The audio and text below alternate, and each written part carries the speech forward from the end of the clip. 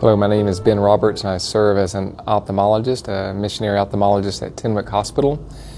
And as I think through the thousands of patients that God has brought to our facility, there are many that come to mind, but I just want to share one story with you of recent times.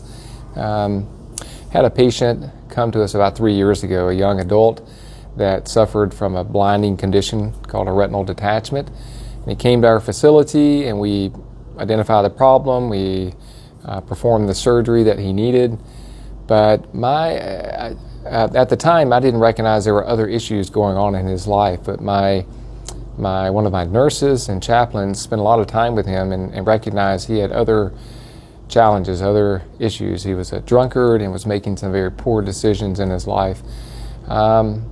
They shared with him the hope of the gospel, but at the time he really wasn't receptive to that.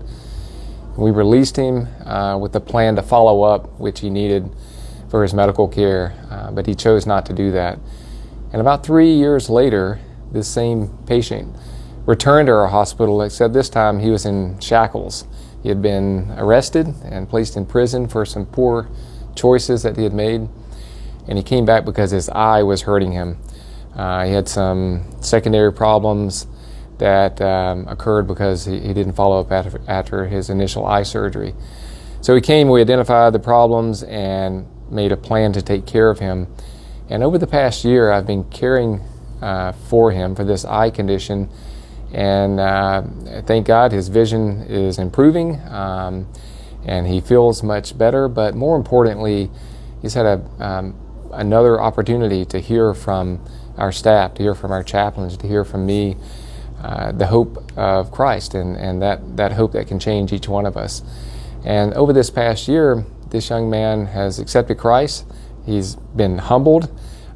He's served his legal time in jail, and he's due to be released from jail next month. That's an exciting time. And I asked him just last month, I said, are you ready for this? Are you ready to be released?